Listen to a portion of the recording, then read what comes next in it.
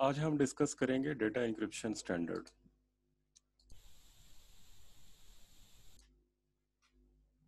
Symmetric cryptography में जब भी कम्युनिकेशन हम इस्टेब्लिश करते हैं, दो पार्ट्स हैं। फर्स्ट पार्ट में जो है वो है पब्लिक की मेथड, जिसमें एक की जो है वो इस्टेब्लिश की जाती है और फिर उसके बाद मैसेज को सिमेट्रिकली जो है इनक्रिप्ट किया जाता है। सिमेट्रिक इंक्रिप्शन जो है वो फास्टर है as compare to asymmetric encryption. Cryptographic scheme जो है, जब भी कोई क्रिप्टोग्राफी स्कीम आप अप्लाई करते हैं तो जब क्रिप्ट एनालिस्ट होता है तो जो उसका सबसे वीकेस्ट कंपोनेंट होगा, क्रिप्ट एनालिस्ट वहाँ पे अटैक करता है ताकि उस जो है क्रिप्टोग्राफी को कंप्रोमाइज कर सके। तो इसलिए ये ज़रूरी है कि जब भी आप कोई क्रिप्टोग्राफिक स्कीम पढ़ें, उसकी क्या स्ट्रेंथ है, क्या वीकनेस है, कहाँ पे जो है क्रिप्ट एनालिस्ट के लिए अपॉर्चुनिटी है कि वो उसको क्रिप्ट एनालिसिस कर सके। आज हम डिस्कस करेंगे data encryption standard. Data encryption standard was issued in 1977 by the National Bureau of Standards as Federal Information Processing Standard. It was the most widely used encryption scheme until the introduction of the Advanced Encryption Standard in 2001. Algorithm का जो नाम है वो था data encryption algorithm, जिसको बाद में data encryption standard जो है वो नेम दिया गया। इसमें जो डेटा इनक्रिप्ट होता है वो 64 बिट ब्लॉक्स में होता है और उसमें 56 बिट की जो है वो यूज होती थी।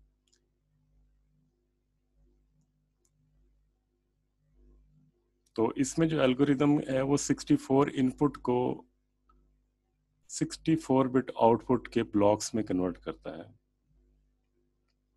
और इसमें जो है रिपीटिशन होती है, राउंड्स होते हैं इंक्रिप्शन के लिए।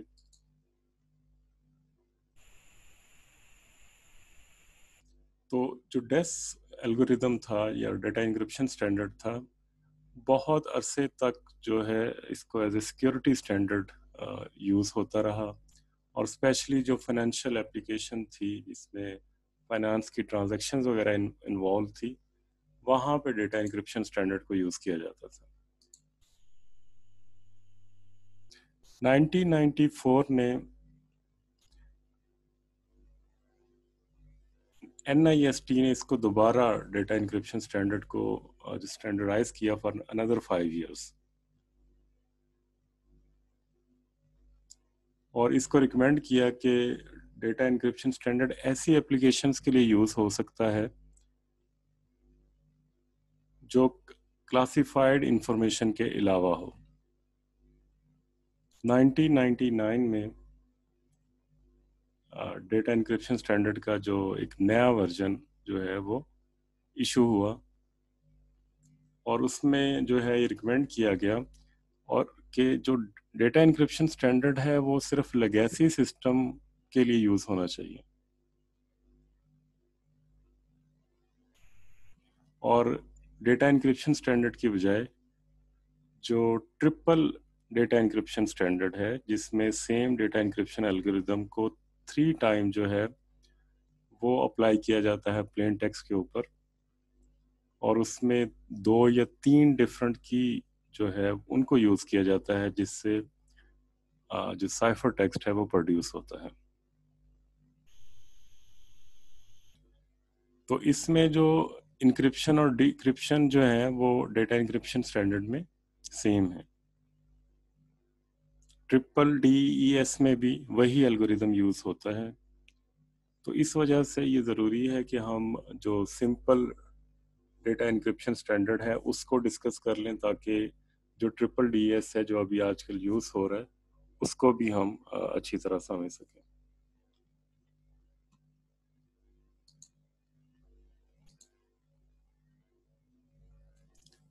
जो टर्म है डेटा इंक्रिप्शन स्टैंडर्ड DES और DEA डेटा इंक्रिप्शन एल्गोरिदम, ये दोनों एक ही एल्गोरिदम के दो डिफरेंट नाम हैं।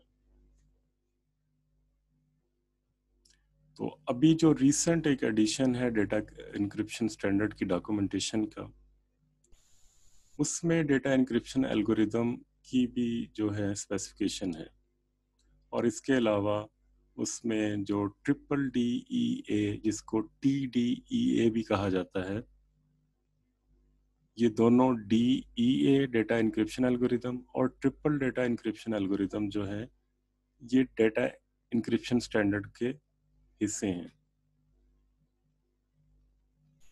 और अभी जो TDEA की टर्म को अडॉप्ट किया गया है, या जिसको DDE कहा जाता है, इससे मुराद एक्चुअली ट्रिपल डेस है, और जिसको 3DES भी कहा जाता है। तो ये दोनों जो टर्म्स हैं, DEA या DES, एक्चुअली एक ही एल्गोरिदम के नाम है। तो इन दोनों टर्म्स को हम इंटरचेंजेबली यूज कर सकते हैं। डेटा इंक्रिप्शन स्टैंडर्ड का जो नेक्स्ट वर्जन है वो DDES है, और इसको भी हम this is also part of new standardization, और इसको हम राइट करते हैं एज 3DES। ये डेटा इंक्रिप्शन स्टैंडर्ड है जिसमें हमारे पास ये 16 राउंड है, राउंड 1 से लेके round 1, round 2 and up to round 16। और जो फाइनल राउंड है इसमें जो 32 बिट स्वैप होता है।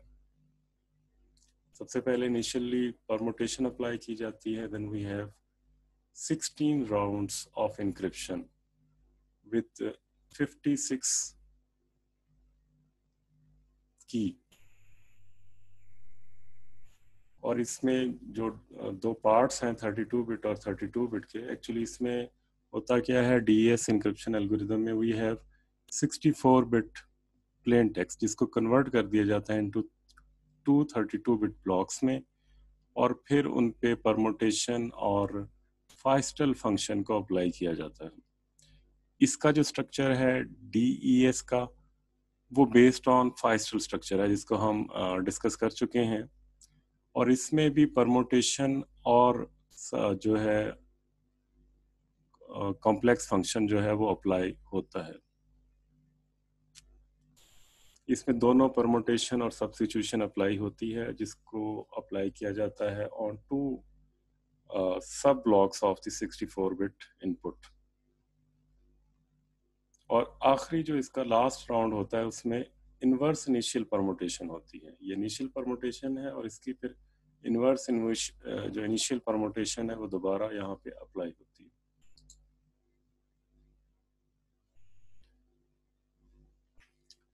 ये ओवरऑल स्कीम जो थी डेटा इंक्रिप्शन स्टैंडर्ड की, वो हमने अभी देखी डायग्राम में। जिस तरह बाकी सारी इंक्रिप्शन स्कीम में होता है कि दो इसमें इनपुट्स होती हैं इंक्रिप्शन फंक्शन में, एक तो प्लेन टेक्स्ट है और दूसरा की है। डेटा इंक्रिप्शन स्टैंडर्ड में 64 बिट जो है इसमें प्लेन टेक्स्ट होगा, और इसमें जो की लेंथ है वो 56 बिट है। इनिशियली ये जब IBM ने इसको इंट्रोड्यूस करवाया था दैट वाज 64, लेकिन बाद में इसको रिड्यूस करके 56 बिट्स को जो है एज ए की कंसिडर किया, और 56 बिट्स में भी 48 बिट्स जो हैं वो एक्चुअली यूज होती हैं, और जो 8 बिट्स हैं वो रिजर्व होती हैं।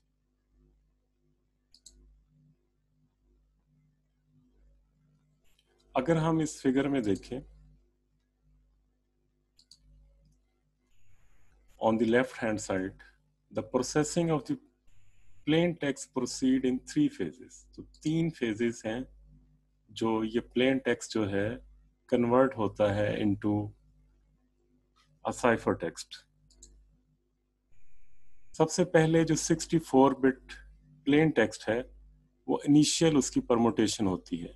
परमुटेशन से मुराद ये है कि इसमें जो बिट सीक्वेंस है वो चेंज हो जाती है, और जो इसमें प्रमोटेड इनपुट जो है वो जनरेट की जाती है। उसमें जो एक्चुअल मैसेज में बिट सीक्वेंसेस होती हैं उनको डिफरेंट डिफरेंट कर दिया जाता है, और जो अल्टर्ड बिट सीक्वेंस है वो यूज होती है। इसके बाद 16 फेज हैं, 16 राउंड्स हैं एक ही फंक्शन के, और ये फंक्शन क्या है? Permutation and substitution functions. तो ये जो 16 राउंड्स हैं, राउंड 1 से लेके राउंड 2 और अप टू राउंड 16, इन 16 राउंड्स में परमोटेशन भी हो रही होती है और साथ में सब्स्टिट्यूशन भी हो रही होती है।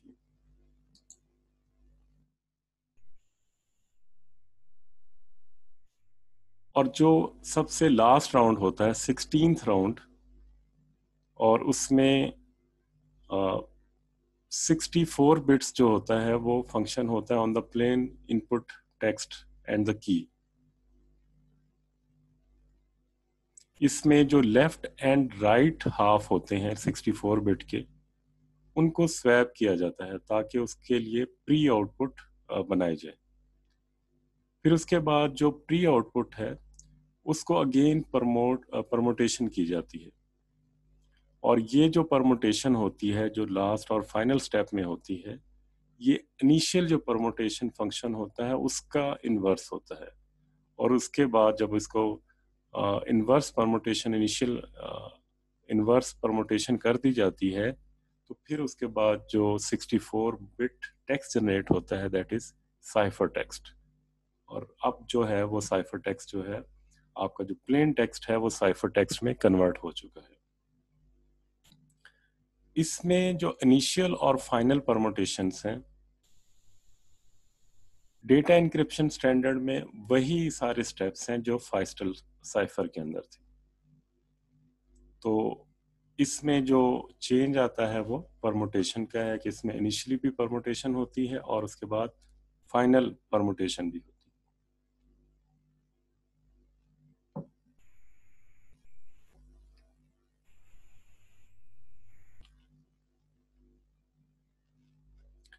लेफ्ट हैंड साइड के ऊपर तो हमारे पास 64 बिट जो प्लेन टेक्स्ट है वो जो है वो प्रोसेस हो रहा होता है।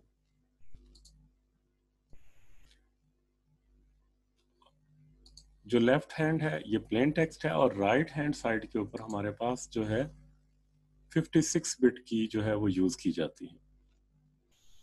तो सबसे पहले जो इसमें जो इनिशियल की है, जो भी इसमें आप की यूज हो रही होती है उस पे परमुटेशन अप्लाई की जाती है।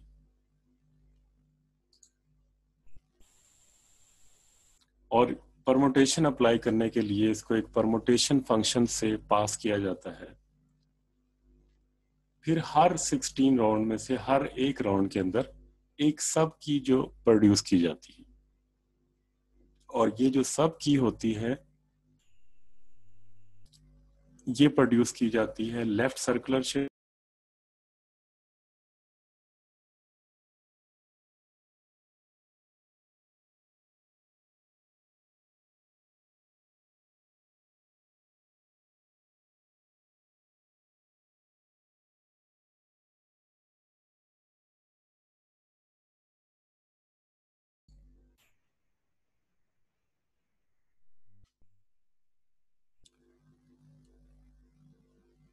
अगर हम इसमें देखें फिगर को दोबारा अगेन, तो ये दो पोर्शन है एक्चुअली डेटा इंक्रिप्शन स्टैंडर्ड की एल्गोरिदम की, कि जब इस पे हमने इंक्रिप्शन अप्लाई करनी है तो ये 64 बिट जो है ये प्लेन टेक्स्ट है, और ये 64 बिट की है विच इज रिड्यूस्ड टू 56 के बिट।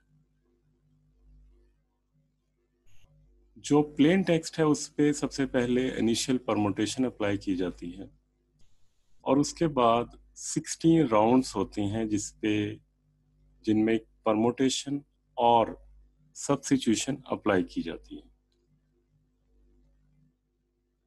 ताकि कंफ्यूजन और डिफ्यूजन को इस पे अप्लाई किया जा सके। और उसके बाद जो फाइनल राउंड है after 16th round 32 bit swap होता है। दोनों हाफ्स जो 64 बिट के हैं उनको स्वैप कर दिया जाता है और उसके बाद जो है प्री आउटपुट है उसकी इनवर्स इनिशियल परमुटेशन होती है। जो राइट साइड के ऊपर हमारे पास फंक्शन है इसमें 64 बिट की को परमुटेशन फंक्शन से गुजारा जाता है, जिसके बाद जो परमोटेड इनपुट है उसके ऊपर लेफ्ट सर्कुलर शिफ्ट अप्लाई किया जाता है ताकि एक सब की जनरेट की जाए और उस पर परमुटेशन अप्लाई करके इसको की को अप्लाई किया जाता है हर राउंड में। ये लेफ्ट सर्कुलर शिफ्ट जो है राउंड 1 से लेकर राउंड 16 तक होती है और सब कीज इसमें जनरेट होती है। 32 बिट स्वैप में ये जनरेट नहीं होती, ना कि ये इनवर्स इनिशियल परमुटेशन वाले पार्ट में होती है। लेकिन उससे पहले जितने भी ये राउंड्स हैं राउंड 1 से लेके 16 तक, इसमें जो की है वो लेफ्ट सर्कुलर शिफ्ट से जनरेट होगी और उसके बाद परमुटेशन चॉइस के बाद ये अप्लाई होगी on plain text.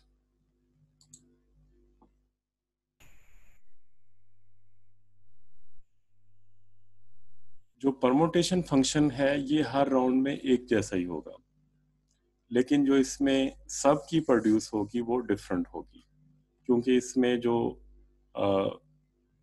Repeatedly circular shift किया जाएगा की बिट्स को।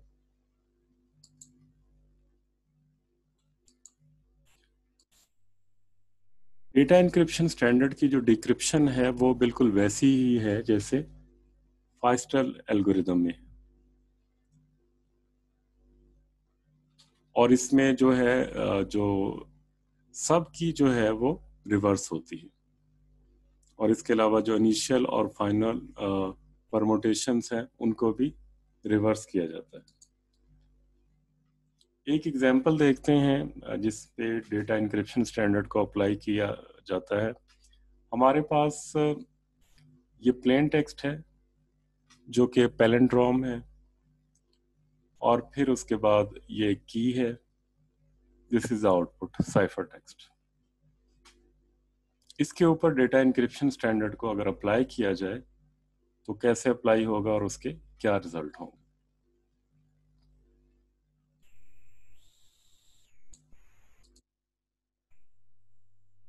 इसमें टेबल 4.2 में जो ये डेटा इंक्रिप्शन स्टैंडर्ड को अगर हम अप्लाई करें तो ये इसकी आउटपुट है।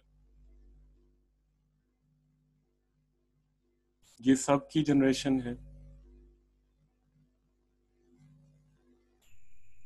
ये 8 6 बिट वैल्यूज हैं, 6 bit, 12 bit, 18, 24, 30, 36, 42 and 48 bit length है हर की।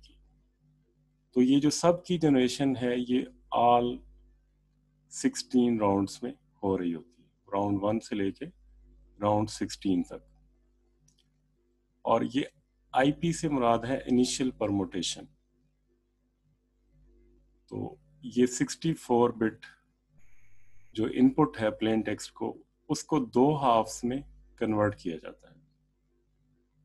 ये लेफ्ट साइड वाला हाफ है और ये राइट साइड वाला हाफ। तो इनिशियली इसके ऊपर before round 1 initial permutation apply की जाती है एंड आफ्टर 16 राउंड्स ये दोनों हाफ्स के ऊपर इनिशियल परमुटेशन इनवर्स अप्लाई की जाती है। तो इस तरह ये data encryption standard plain text पे अप्लाई होता है।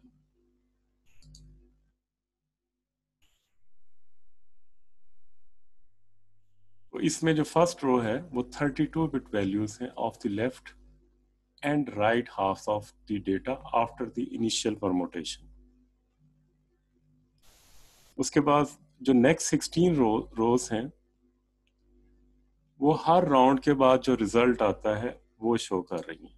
ये जितनी भी ये राउंड 1 है तो इसका जो रिजल्ट आएगा after applying data encryption standard, तो ये रिजल्ट्स हैं। इसमें लेफ्ट 32 बिट ब्लॉक है और ये राइट 32 बिट ब्लॉक है और ये सब की जनरेट हुई है। The next 16 rows shows the result after each round. Also shown is the value of the 48-bit sub-key generated for each round. Note that Li is equal to Ri minus 1. The final row shows the left and right hand values after the inverse initial permutation. These two values combined form the ciphertext. तो ये वाली जो दो values हैं इनको अगर हम combine करते हैं तो then we get the ciphertext, the final output.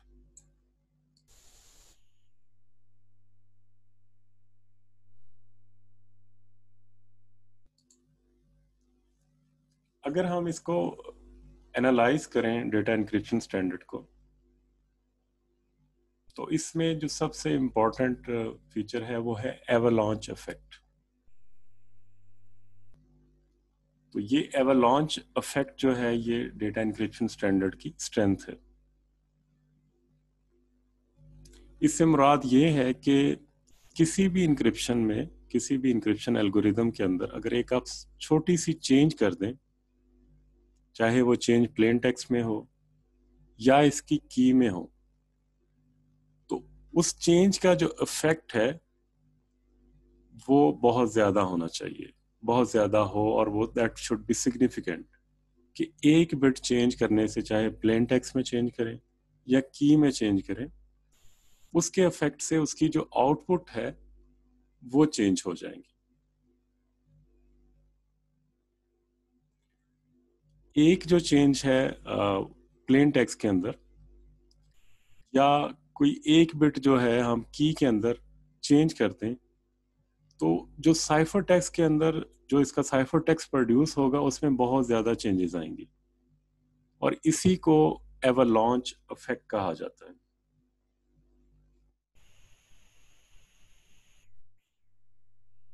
अगर तो चेंज स्मॉल है तो इस वजह से जो प्लेन टेक्स्ट या की स्पेस को सर्च करने के लिए क्रिप्ट एनालिसिस के पास जो है वो स्मॉल स्पेस है। इट मीन्स के उसको कम एफर्ट करनी पड़ेगी की को डिटेक्ट करने के लिए या प्लेन टेक्स्ट को फ्रॉम द साइफर टेक्स्ट। लेकिन अगर कुछ बिट्स को चेंज करने से, चाहे वो प्लेन टेक्स्ट है या की है, और उसका जो साइफर टेक्स्ट प्रोड्यूस होता है उसमें बहुत सी बिट्स चेंज हो जाती हैं, तो फिर क्रिप्ट एनालिस्ट के लिए लार्ज स्पेस जनरेट होती है, जिसकी वजह से ऐसे एल्गोरिदम का क्रिप्ट एनालिसिस करना डिफिकल्ट हो जाता है। इसी एग्जांपल को अगर हम देखें जो हमने टेबल 4.2 में देखी, जिसमें ये डेटा इंक्रिप्शन स्टैंडर्ड को अप्लाई किया गया है, तो अगर इसमें हम fourth bit of the plain text उसको चेंज कर दें, फॉर एग्जांपल इस बिट को अगर हम चेंज कर दें,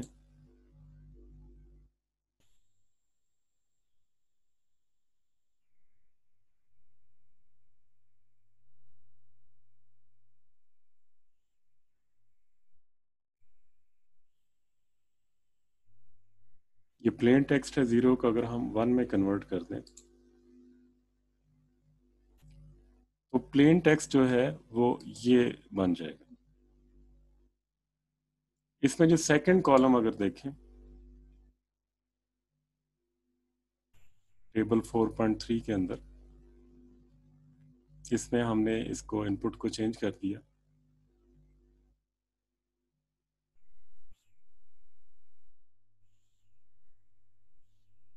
The second column of the table shows the intermediate 64-bit values at the end of each round for the two plain text.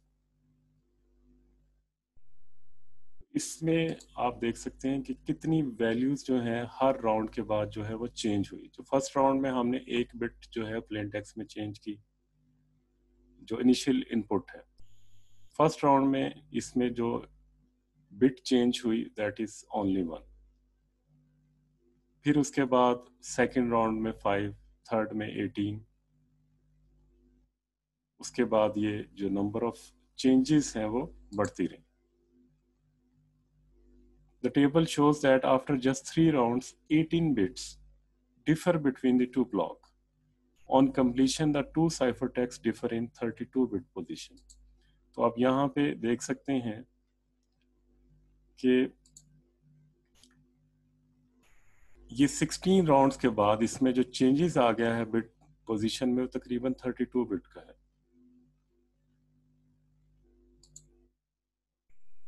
तो इस वजह से इसमें एवलांच इफेक्ट जो है वो एग्जिस्ट करता है. तो डेस एग्जांपल में हमने किया क्या कि हमारे पास 64 बिट प्लेन टेक्स्ट था, उस पे इनिशियल परमुटेशन अप्लाई की गई. उसके बाद वी हैव टू हाफ्स, उस पे जॉर फंक्शन और एफ मॉड्यूल जो फाइस्टल मॉड्यूल है उसको अप्लाई किया गया. फिर उसके बाद जो 64 बिट है हमारे पास फाइनल परमुटेशन आई. इसमें ये जो डॉटेड लाइन शो हो रही है इसका मतलब है these are the rounds, 16 repeated rounds जो जिसमें एफ मॉड्यूल और जॉर जो है वो अप्लाई होता है एन टाइम्स. यहाँ पे क्योंकि हम DES यूज कर रहे हैं, सिंपल DES, तो इसमें 16 टाइम्स जो है ये सारा प्रोसीजर जो है वो रिपीट होगा.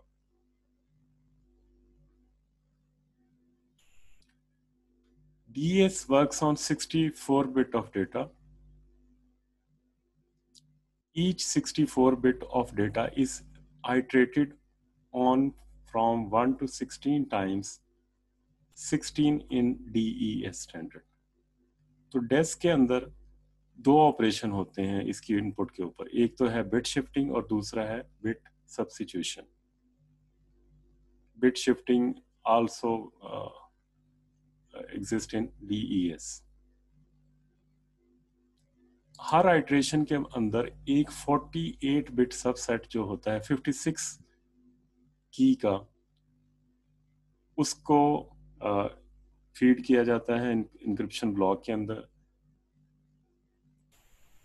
और इसमें इसको हम ये जो डैश्ड रेक्टेंगल है उसके जरिए शो करते हैं. इसमें जो डिक्रिप्शन होगी वो इसी सारे प्रोसेस का जो है वो इन्वर्स होगा. इसमें जो एफ मॉड्यूल है this is the heart of DES. इसमें डिफरेंट ट्रांसफॉर्मेशंस होती हैं और नॉन लीनियर सब्स्टिट्यूशन होती है. जितना ये एफ मॉड्यूल कॉम्प्लेक्स होगा उतनी ही ज्यादा इसमें स्ट्रॉन्ग इंक्रिप्शन अप्लाई होगी. हम डिस्कस कर रहे थे एवलांच इफेक्ट को. तो एवलांच इफेक्ट में हमने देखा कि एवलांच इफेक्ट ये है कि अगर हम किसी भी इंक्रिप्शन एल्गोरिदम में अगर कोई स्मॉल चेंज करें तो उसका जो इफेक्ट होता है वो सिग्निफिकेंट है. तो इसमें for example we change bit of this plain text और इसके रिजल्ट्स को हमने एनालिसिस किया. हमने सारी आइट्रेशन अभी नहीं की मैनुअली, बल्कि हमने इसके रिजल्ट्स को एनालिसिस किया कि अगर हम सिर्फ एक बिट को, दैट इज फोर्थ बिट, उसको चेंज कर देते हैं तो इसका क्या इफेक्ट आएगा. तो after changing a bit of the plain text we can see that after only 3 rounds we have 18 bits changed, और आफ्टर 16 राउंड्स हमारे पास जो इसमें बिट पोजीशन चेंज है वो 32 तक आ गई है. तो ये एक सिग्निफिकेंट चेंज है जो शो करता है कि इसमें डेटा इंक्रिप्शन स्टैंडर्ड में ये स्ट्रेंथ है कि इसमें एवलांच इफेक्ट होता है. एवलांच इफेक्ट को अगर हम की में चेंज करके ऑब्जर्व करें तो हमारे पास जो ओरिजिनल की थी वो ये वाली थी 0F1571C947D9E859. और इसमें अगर हम चेंज कर देते हैं दिस और ये इस बिट को हम अल्टर कर देते हैं तो इसके रिजल्ट्स को अगर हम देखें दोबारा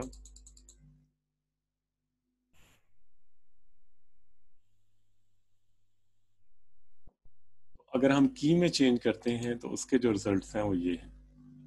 की में चेंज होने के बाद आफ्टर 3 राउंड्स 25 जो है बिट्स जो है वो चेंज हो चुकी हैं, और after 16 rounds we have 30 bits changed. और इसमें ये डिफरेंट राउंड्स के ऊपर डिफरेंट रिजल्ट्स हैं जिसमें बिट पोजीशन चेंज होती है।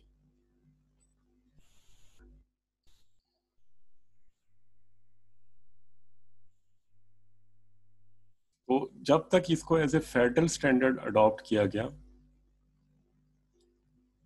तो इसके लिए बहुत से कंसर्न थे कि जो डेटा इंक्रिप्शन जो स्टैंडर्ड है जो सिक्योरिटी प्रॉमिस करता है, तो इसमें दो एरियाज हैं। एक तो की साइज है, दूसरा नेचर ऑफ द एल्गोरिदम है। तो अगर इसमें यूज की जाती है 56 बिट कीज, तो इसका मतलब है देर आर 256 पॉसिबल कीज, और जो कि approximately 7.2 into 10 raise to power 16 keys के बराबर है। तो इस वजह से एट दैट टाइम, उस वक्त जब ये डेटा इंक्रिप्शन स्टैंडर्ड यूज हो रहा था, तो उस वक्त कंसीडर किया जाता था कि डेटा इंक्रिप्शन स्टैंडर्ड के ऊपर जहाँ पे जो की स्पेस है वो लार्ज है, तो वहाँ पे ब्रूट फोर्स अटैक जो है इम्प्रैक्टिकल है। जिस तरह हमने पहले भी डिस्कस किया था सीजर साइफर में, कि किसी भी ब्रूट फोर्स अटैक के लिए on average we have to apply half of the key space. तो अगर एक सिंगल मशीन जो डेटा इंक्रिप्शन परफॉर्म कर रही है, वन डेटा इंक्रिप्शन जो है पर माइक्रो सेकेंड अगर परफॉर्म कर रही है, तो इसका क्रिप्ट एनालिसिस या ब्रूट फोर्स अटैक करने के लिए we need 1000 year to break the cipher.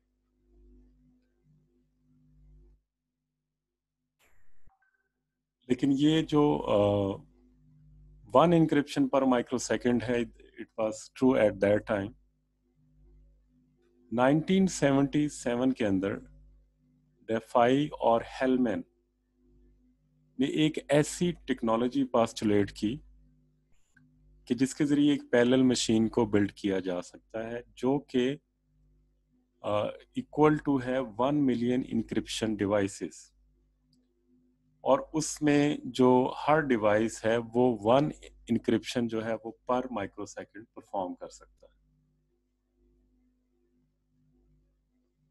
तो इस वजह से ये जो एवरेज सर्च टाइम था जो कि इक्वलेंट टू 1000 ईयर था, ये रिड्यूस होके 10 आवर्स हो गया। और इसकी जो इसके ऑथर्स ने कॉस्ट एस्टिमेट की वो तकरीबन 20 मिलियन थी 1977 के अंदर।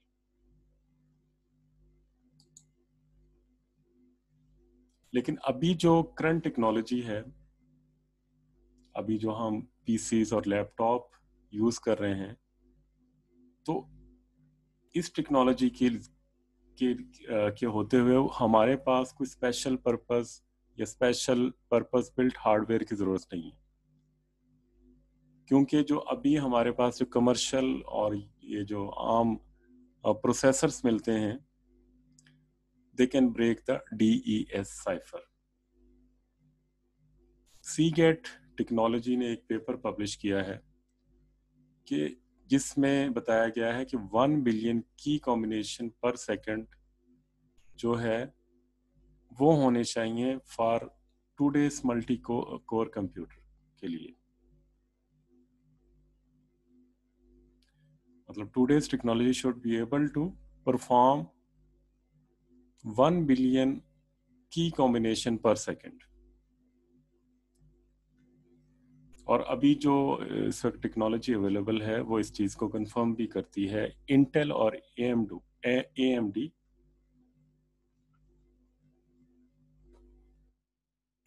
इस तरह के हार्डवेयर को जो है वो यूज़ किया जाता है जिससे वो AES जो है एडवांस इंक्रिप्शन स्टैंडर्ड, उसकी इंक्रिप्शन को जो है एक्सलरेट करते हैं। अभी जो टेस्ट परफॉर्म किए गए हैं, जो अभी जो available multi core Intel machines हैं, उसमें तकरीबन 500 बिलियन इंक्रिप्शन जो हैं पर सेकंड पॉसिबल है।